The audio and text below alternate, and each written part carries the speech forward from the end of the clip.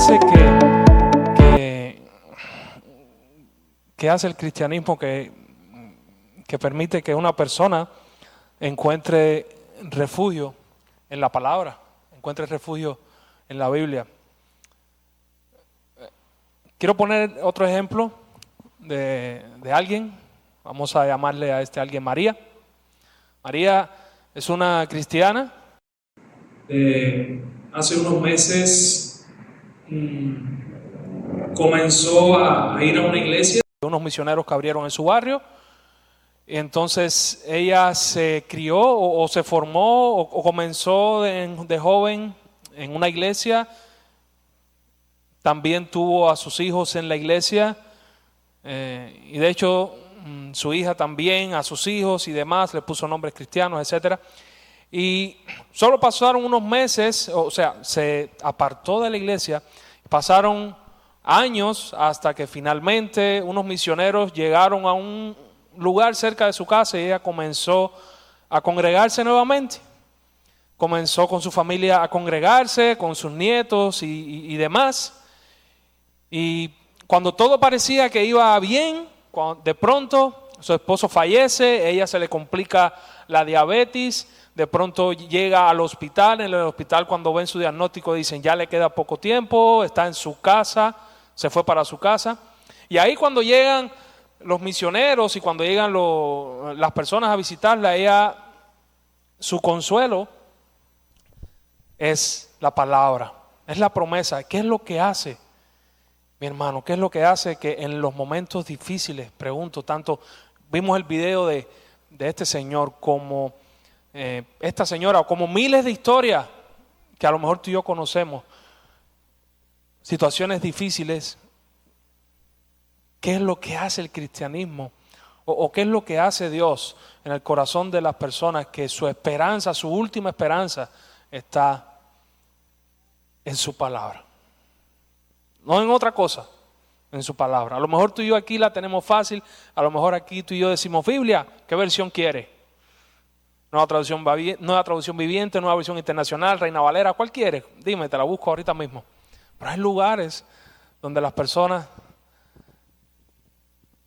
desean la palabra de esa manera.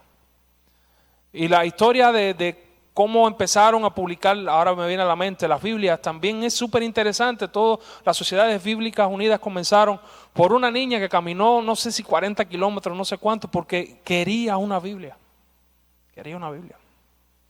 Pero el punto no está tanto en el libro, sino en los que tiene el libro. Porque tú y yo, si hemos entendido el Evangelio, tú y yo caminamos y vivimos por una palabra. Se puede resumir en una palabra, no literal, sino en una frase, pero vivimos por una promesa. Imagínense que ahorita yo te digo, oye, el próximo fin de semana puedes irte para San Carlos, que lo tienes todo pagado, no tienes que preocuparte por nada. ¿Me creerías? Haces muy mal en creerme. Sí, porque yo soy hombre, yo puedo decir mentira, pero nosotros caminamos y vivimos por una palabra, por alguien que la ha hablado y alguien que no puede mentir jamás, por alguien que ha prometido darnos vida eterna, ayudarnos, respaldarnos en esta vida. Y si nosotros vivimos por esa palabra, o si entendemos esa palabra y caminamos ahí, pues ahí es donde vamos a encontrar refugio. Jesús dijo en una ocasión que cualquiera pues que oye mis palabras y las pone en práctica, ¿a qué le voy a comparar? Lo voy a comparar a un hombre prudente que edificó su casa ¿sobre qué? Sobre la roca, edificó su casa sobre la roca. Y cuando vino, ¿qué cosa? Cuando vino la tempestad, cuando vino la tormenta, eso es una figura, un símbolo ¿de qué? De prueba, de situaciones difíciles, de problemas, de enfermedades, de no sé cuántas cosas pueden llegar, de pruebas de fe. Lo que vimos en Santiago 1, el primer estudio de Santiago. Cuando viene la prueba, pero su casa está en la roca, y la roca es la palabra, esa promesa por la que caminamos. dice que tenemos la capacidad de ser resilientes, tenemos la capacidad de poder pasar y permanecer a pesar de que venga la tormenta. Pero si ese hombre escucha mi palabra y no la pone en práctica, ¿a qué lo voy a comparar? Pues lo voy a comparar a un hombre que hizo una casa sobre la arena, y cuando vino la tormenta, cuando vino la lluvia, cuando vino las inundaciones, el viento sopló contra esa casa y fue grande su ruina.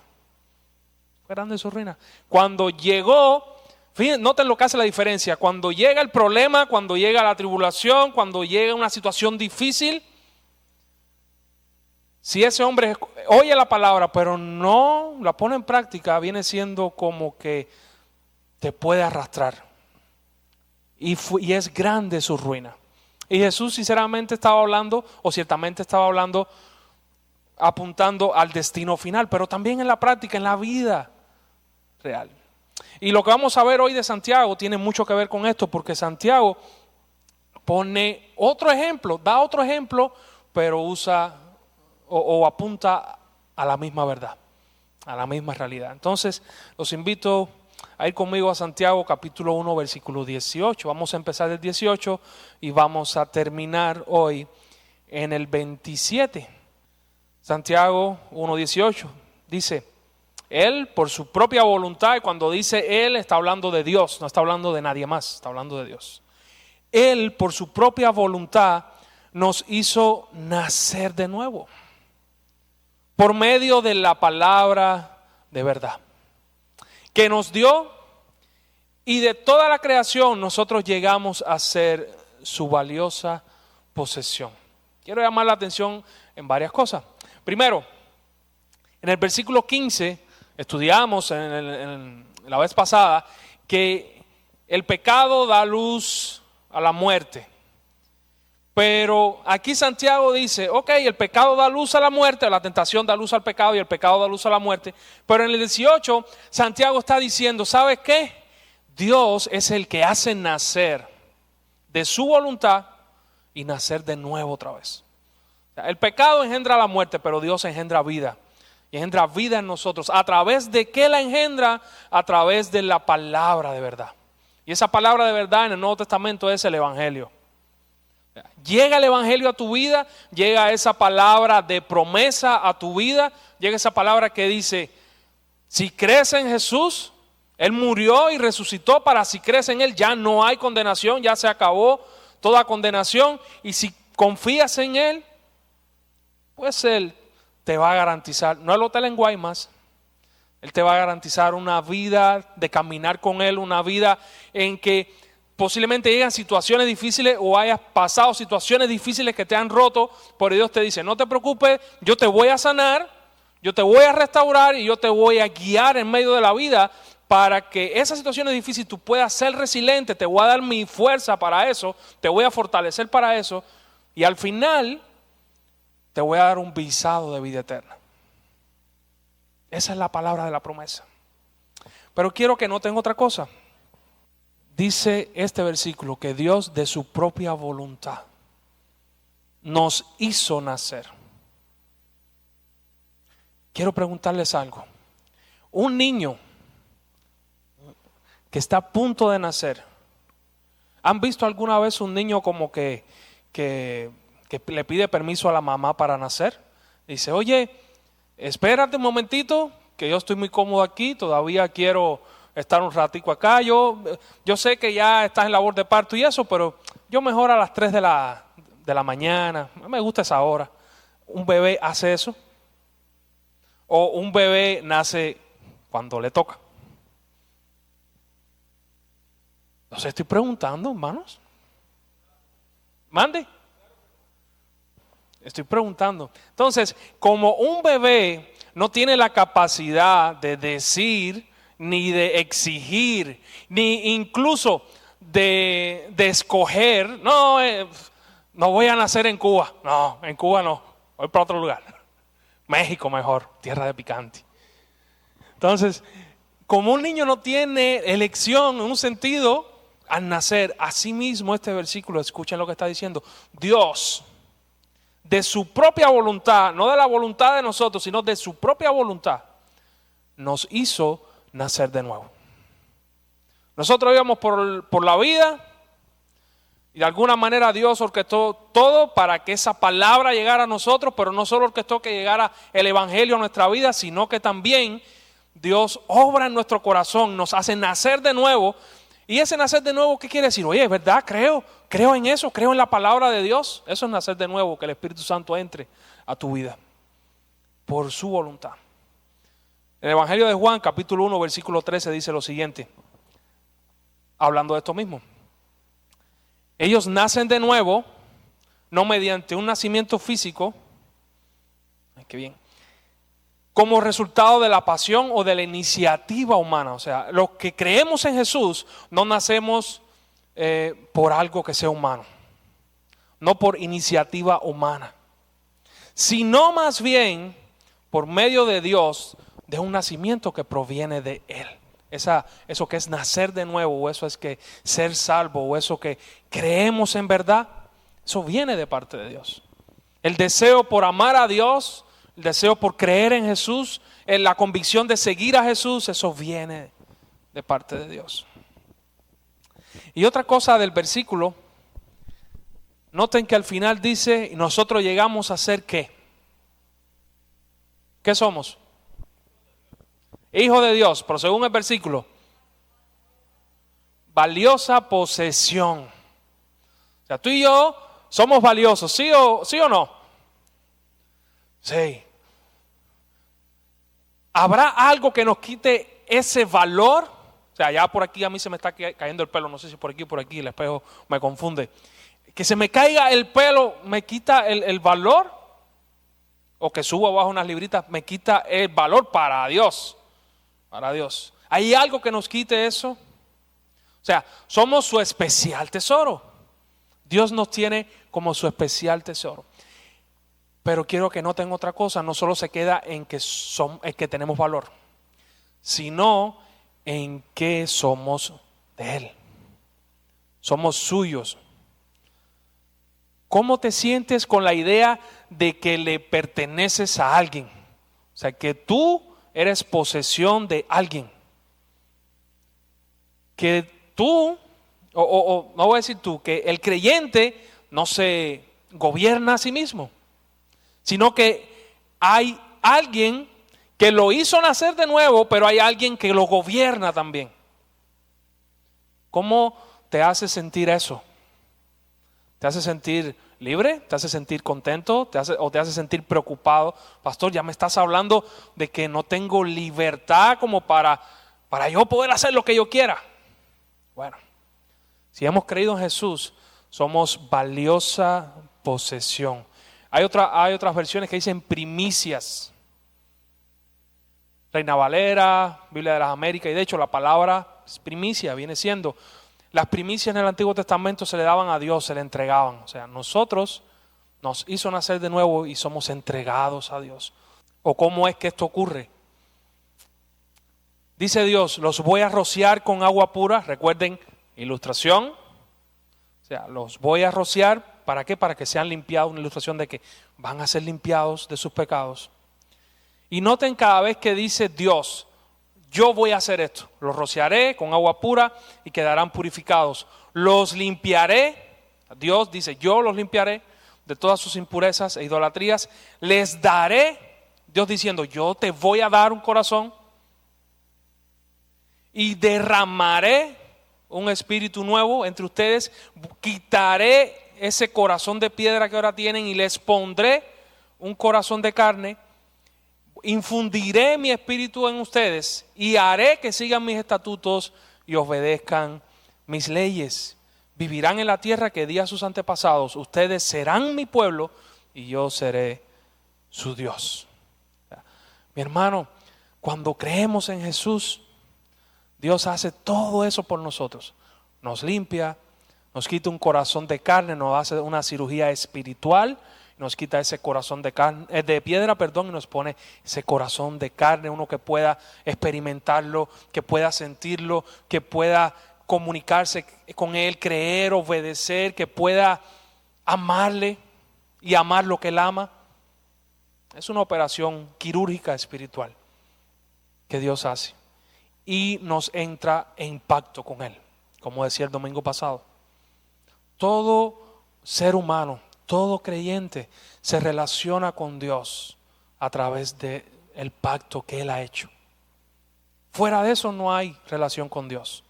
Si tú y yo hemos creído en Cristo, tú y yo estamos en pacto con Dios a través de Cristo. Y Santiago está diciendo lo siguiente. Santiago empieza ahora a decir, bueno, ustedes ya nacieron de nuevo por la palabra que está dentro de ustedes. ¿Qué implica eso? Mis amados hermanos, quiero que entiendan lo siguiente. Todos ustedes deben ser rápidos para escuchar, lentos para hablar y lentos para enojarse. Pastor, ahora sí dio en el punto. Yo las últimas dos paso un poquito de trabajo, pero la primera, yo soy muy rápido para hablar. Yo antes de que llegue el mitote, esto yo. Que diga, rápido para escuchar, me gusta. Es algo que me gusta. Pero ¿saben qué, mis hermanos?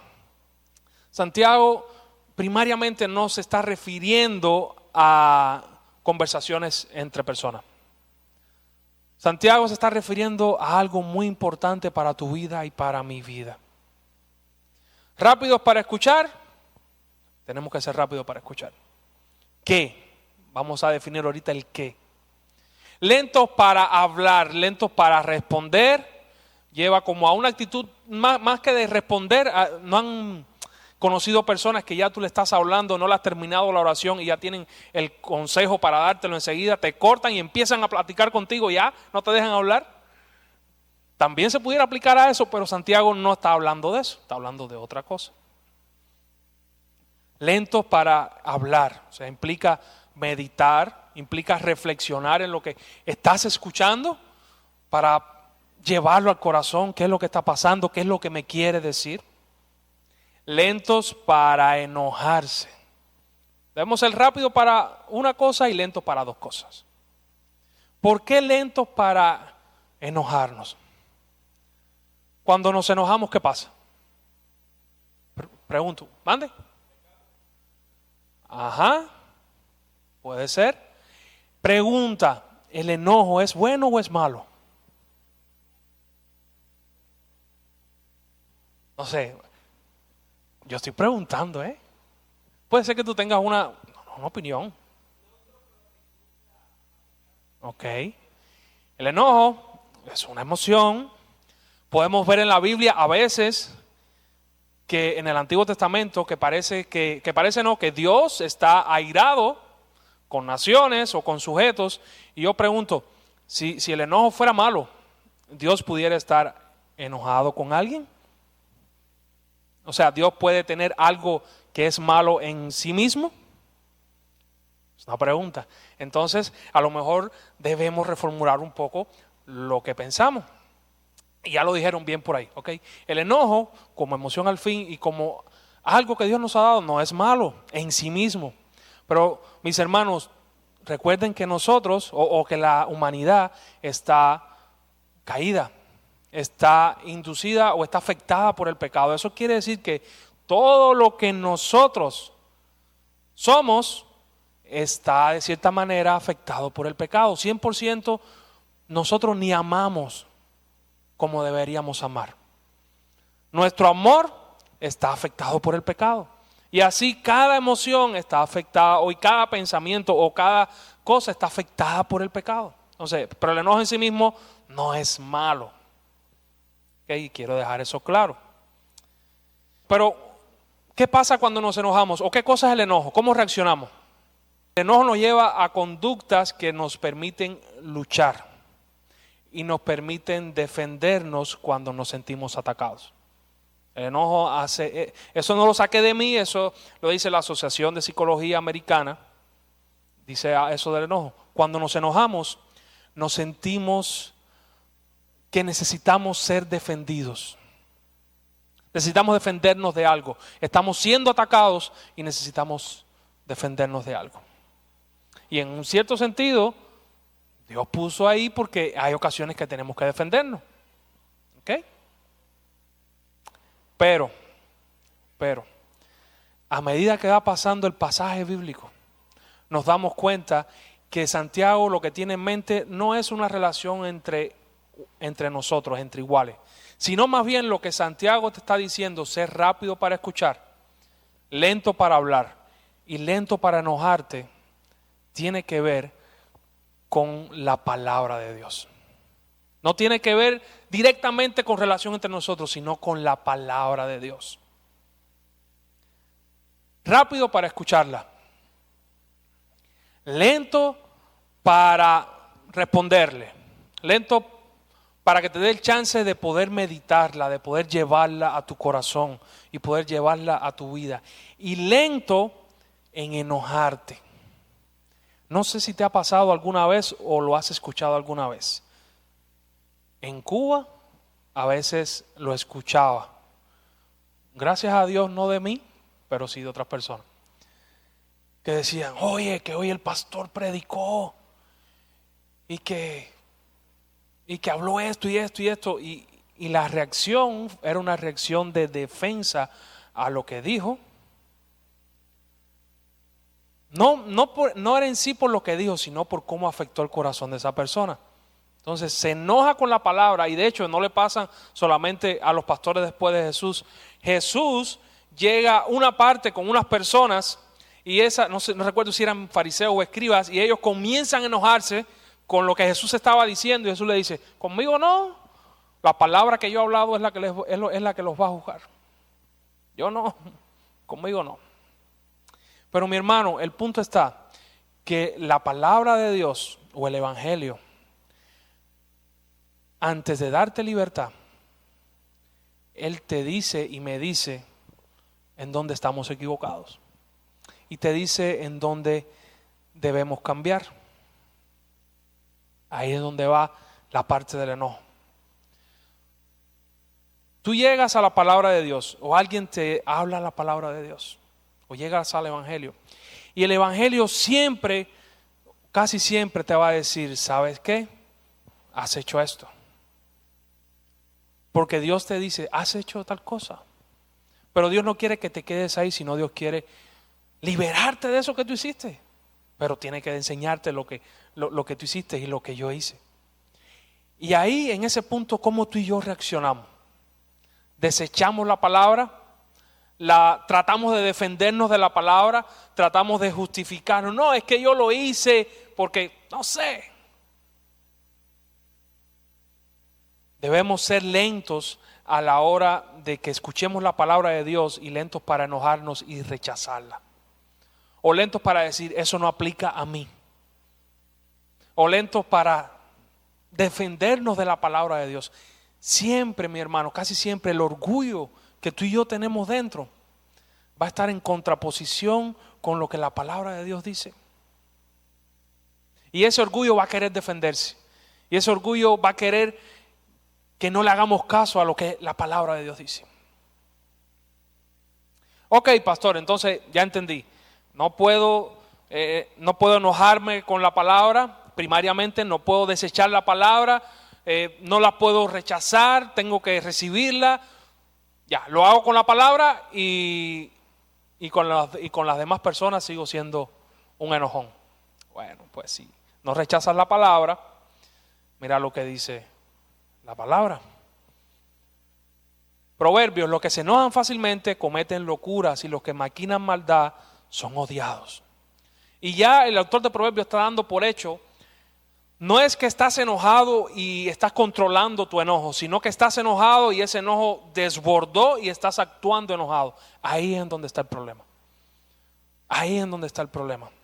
Entonces, el que se enoja fácilmente, pues, comete locura, comete pecado. Y si enojadamente haces las cosas continuamente contra alguien, va a llegar el momento en que esa persona te va a odiar. Imagínate que trates mal a una persona una vez, dos veces, que cada vez que hables con ella, pues lo tratas mal. ¿Crees que esa persona va a sentir amor por ti?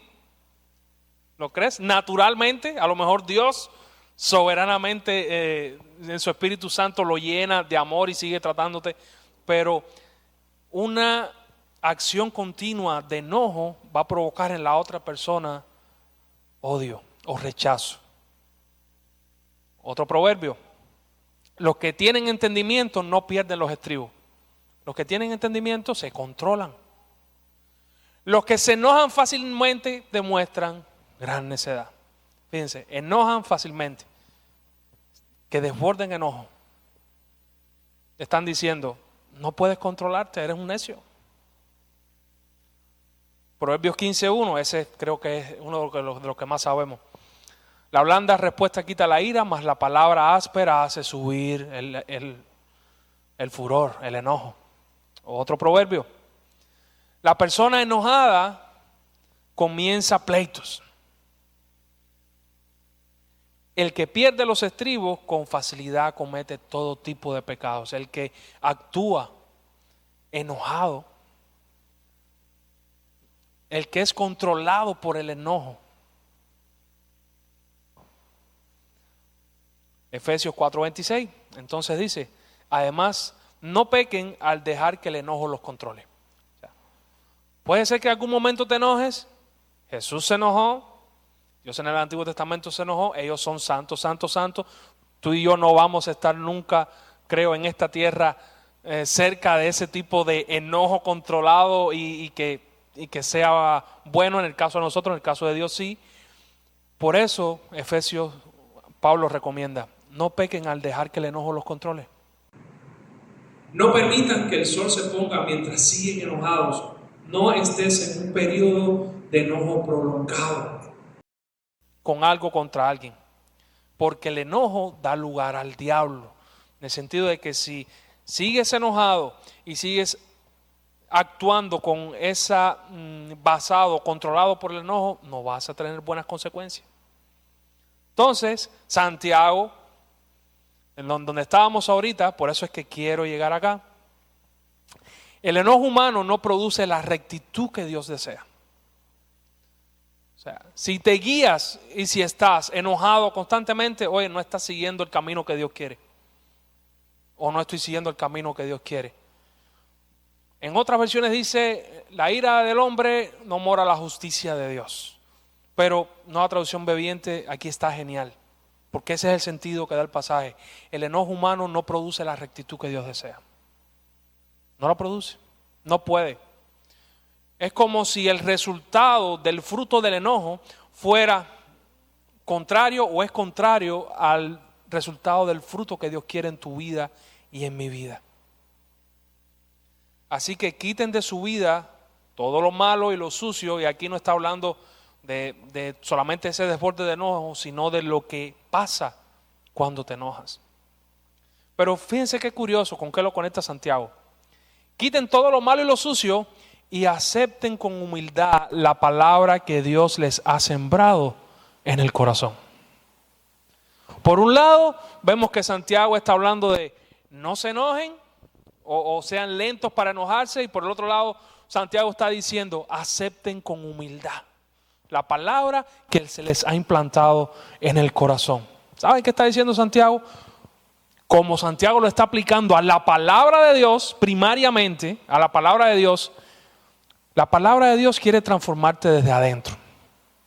La palabra de Dios, cuando tú estás en conexión con ella, estás en sintonía, cuando la estás escudriñando, te va transformando. Cuando tú recibes con humildad, cuando tú le dices a la palabra bienvenida, cuando tú dejas que ella te transforme. ¿Y cómo te transforma? Por medio de obedecer su palabra. Un acto de fe. O sea, la palabra de Dios me está diciendo tal cosa. O poniendo el ejemplo, me está diciendo que no me enoje con el hermano. O que no me enoje prolongadamente con el hermano. ¿Cómo me transforma? Pues, Señor, ayúdame a cambiar mi corazón. Y la palabra con el Espíritu Santo, oye, obran en la vida de nosotros. Y eso se aplica a toda área de la vida. No solo al enojo, no solo al chisme, no solo, si entienden chisme aquí, ¿verdad? Al mitote. Y es una palabra cubana, dije, ay, a lo mejor no me entienden. No solo a... no sé, ponle ahí X lo que tú quieras. Pero la palabra de Dios tiene poder para transformarnos de esa manera. Debemos aceptarla, según Santiago, con humildad. ¿Qué quiere decir eso? Puede ser que la palabra te confronte y puede ser que la palabra me confronte. Y de hecho lo va a hacer. Porque Dios, mi hermano, Dios nos recibe como somos. Como estamos, ahí Dios nos recibe. Pero Dios no quiere que sigamos como llegamos. Dios quiere darnos más libertad. Dios quiere que podamos vivir una vida más plena. Dios quiere que podamos dejar el lastre o lastres que hemos arrastrado por años, por patrones, por daños que nos han hecho en el pasado, en el corazón. Y eso lo hemos arrastrado. Dios quiere liberarnos de todo eso. Y la forma que Dios tiene para liberarnos de eso es que su palabra nos vaya transformando desde adentro. Entonces, por eso Santiago dice, reciban con humildad la palabra. No te enojes con ella, no la enfrentes, no te justifiques. Recibe la palabra. Esa palabra está implantada. Ya Dios la plantó, es la semilla que Dios plantó. Y permite que te transforme desde adentro. La palabra, como termina ese versículo, tiene el poder para salvarnos. Para salvar tu alma y para salvar mi alma. En el futuro, vida eterna, ok. Pero en la vida diaria tiene el potencial. Si seguimos su consejo, tiene el potencial para salvarnos en las relaciones rotas. Tiene el potencial para restaurar relaciones que están distorsionadas. Tiene el potencial para obrar poderosamente en el corazón de la gente y que puedan experimentar la gracia de Dios. Tiene ese potencial. ¿La aplicamos o no? Depende si enfrentamos la palabra, si la rechazamos o si nos enojamos con ella. No solo escuchen la palabra de Dios, tienen que ponerla en práctica. Está muy bonito llegar, venir, cantar, oír la predicación.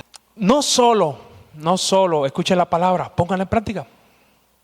De lo contrario, solamente ¿qué dice? Lo dice la palabra, no lo digo yo. O sea, no se enojen conmigo, es la palabra.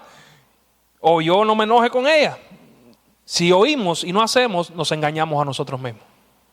Si oímos que hay que amar y no amamos, nos engañamos a nosotros mismos. Si oímos que la palabra nos confronta en un área y esa área la dejamos, nos engañamos a nosotros mismos. Pues si escuchas la palabra y no la obedeces, sería como ver tu cara en el espejo, te ves a ti mismo, luego te alejas y te olvidas cómo eres. Chicas que están acá, hermanas que están acá, es como si te levantaras por la mañana, y digo hermanas porque a lo mejor hay hombres acá que les da igual, pero yo sé que a las mujeres no tanto. Te levantas en la mañana, te miras en el espejo, acabadita de levantarte, te das la vuelta y así mismo como te viste en el espejo vienes para el servicio. ¿Cómo llegas? ¿Cómo llegarías? ¿Cómo llegarías? ¿Quién sabe? A lo mejor podemos hacer un reto viral y el domingo que viene hacer la prueba y ver cómo llegamos. A los hombres a lo mejor les da igual, pero tengan esa imagen en su mente. Pues no, cuando te vas a presentar delante de una persona, ¿qué haces? Te arreglas, te peinas, te maquillas. Tengan eso en mente. Si oímos la palabra y no la practicamos, eso es lo que pasa. Por ejemplo, siguiendo el ejemplo no del enojo, sino ahorita del mitote. La Biblia dice que no podemos ser chismosos. La palabra de Dios lo dice. De hecho, en Timoteo, la palabra que usa para referirse a chismosos o a mitotero, no sé, mitotero no creo que tiene esa connotación, pero la palabra que usa, literalmente el español traduce chismoso y en el original es diabolos. O sea, no seas diablo, no seas calumniador, no seas chismoso, etc. Ok, yo leo eso en la Biblia. Ok, está bien. Oh Señor, tú sabes que a mí me gusta. Dice Eclesiastés también que no te sorprendas cuando alguien hable mal de ti, porque sabes tú que tú también has hablado mal de otra gente, así que eso no te dé así preocupación. Pero es una llamada de atención de, hey, está mal hecho. Pero, ok, tú lo dices, pero no hace daño. ¿Quién dice que hace daño? Un poquitico, eso endulza el oído. Y ya ahí estamos desechando la palabra, nos estamos enredando en algo bien feo, y de ahí, mi hermano, de ahí no sale nada bueno, porque de ahí esa persona con la que hicimos el mitote o el chismecito, ella va a otra persona y le dice, ¿sabes lo que dijo fulana? Que fulana, y así, cuando llegue a saber, hay una consecuencia mala. ¿Y todo por qué? Porque nos miramos en la ley, nos miramos en el espejo, pero nos olvidamos de lo que decía y hicimos lo que nosotros quisimos. Y eso es un ejemplo. Póngalo con la situación que usted quiera. Si usted sabe que la palabra de Dios lo invita o lo exhorta o lo anima o lo reprende a algo o redarguye a algo y le dice, ¿sabe qué? Yo sé que dice esto, pero yo lo voy a hacer a mi manera. Pues a mi manera puede ser que tenga consecuencias. Escuche lo que termina Santiago diciendo. No solo escuchen la palabra de Dios, tienen que ponerla en práctica, de lo contrario solamente se engañan a sí mismos. Pues si escuchas la palabra pero no la obedeces, sería como ver tu cara en un espejo. Te ves a ti mismo, luego te alejas y te olvidas de cómo eres. Pero si miras atentamente en la ley perfecta que te hace libre. O sea, la ley que tenemos no nos esclaviza, la de Cristo no nos esclaviza, la de Cristo nos hace libre para amar, libre del pecado, libre de la condenación.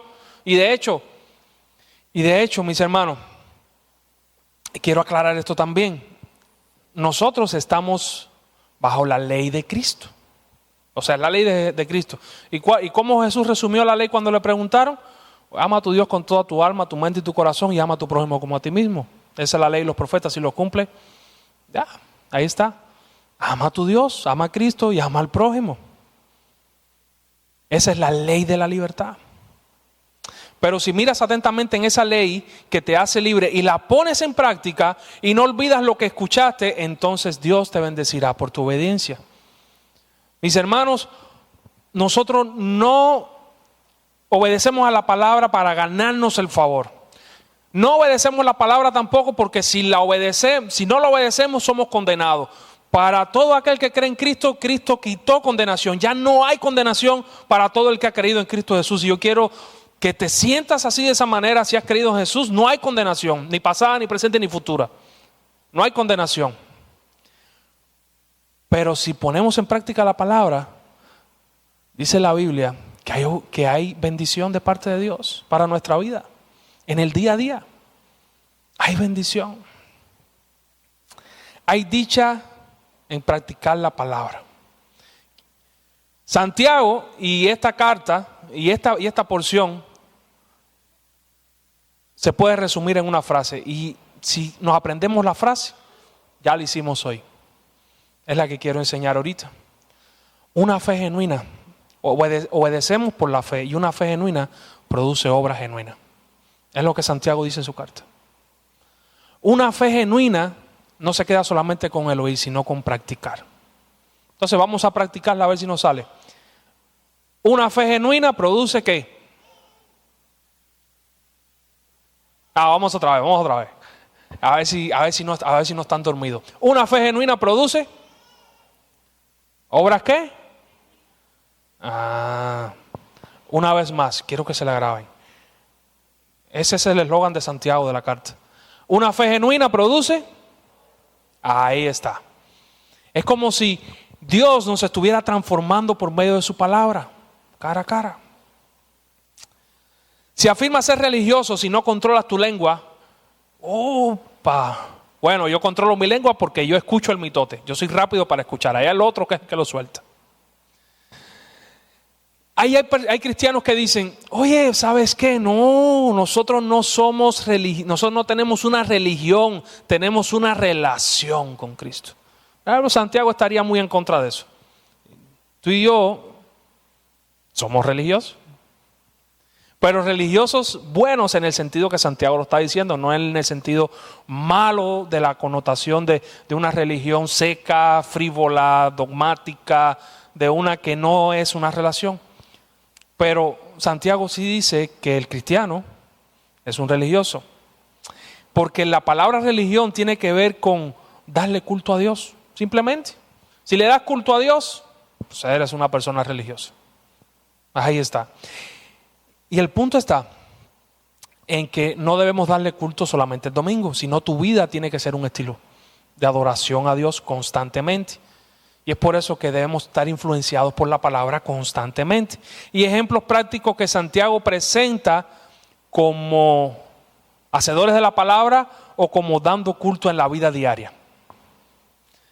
¿Qué idea ustedes pueden tener de darle culto? Imagínense que están dando culto en su casa. ¿Cómo sería un culto para Dios? Así ustedes están solitos, o con su esposa, o con su familia. ¿Cómo sería un culto en su casa para Dios? ¿Mande? Devocional. Ajá.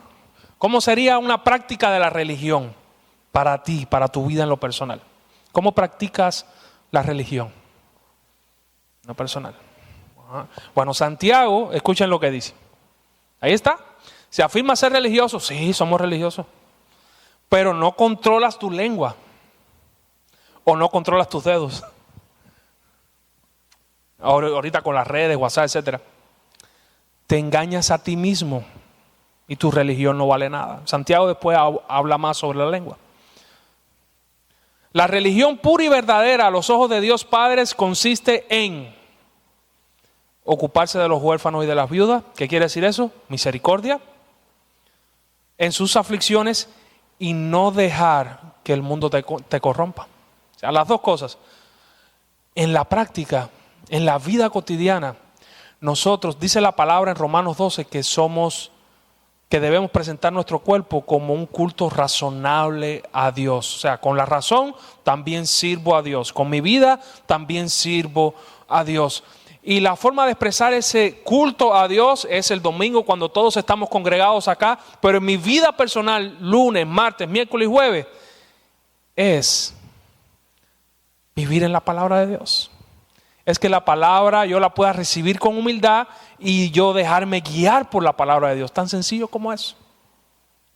Entonces, refrenar la lengua, mostrar misericordia, rechazar y luchar contra el pecado. Santiago da otros ejemplos. Por ejemplo, en Santiago capítulo 5, versículo del 1 al 6. ¿Qué ustedes creen de un empleador que no le paga a sus empleados lo que tiene que pagarle? ¿Te gustaría trabajar con él? ¿O te gustaría ser el empleador? Ninguno de los dos, ¿verdad? Pues Santiago habla de eso también. Santiago habla de, hey, ustedes que están explotando a sus obreros, Dios les va a pedir cuenta por eso. En el capítulo 1 y en el capítulo 5 también. Todo eso tiene que ver con vivir a Cristo todos los días, no solamente el domingo en la iglesia, donde quiera que te encuentres. Eso es en lo personal. Y ya para terminar, ¿cómo una iglesia es hacedora de la palabra? O sea, nosotros como congregación, ¿cómo podemos ser hacedores de la palabra? ¿Cómo podemos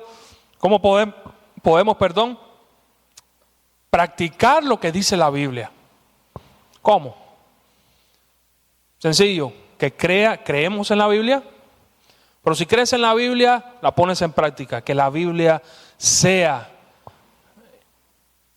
el jefe de la iglesia. Que la Biblia sea la norma de nuestra práctica de fe y conducta. No otra cosa, no el pastor, no el equipo pastoral, no el equipo de servidores. La Biblia. Antes las iglesias tenían, en la Reforma al menos, y ha perdurado hasta ahorita, 3 características que una iglesia saludable tenía que tener. Al menos 3. Al menos 3. Primero, ¿cómo usted cree que debe ser una iglesia sana? O sea, una iglesia saludable, ¿qué tiene que tener para usted? ¿Alguna idea? Si no tiene un pastor cubano, ahí ya está mal. Ahí ya está mal. ¿Qué tiene que tener una iglesia saludable? Santidad.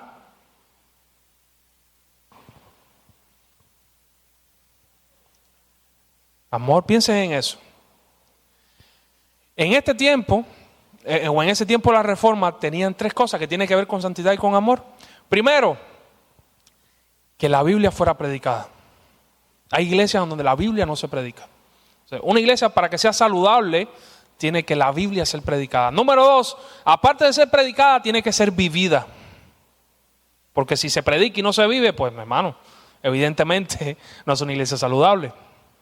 Y en esa parte los reformadores decían, ok, vamos a poner un ejemplo práctico, cómo llevan las ordenanzas.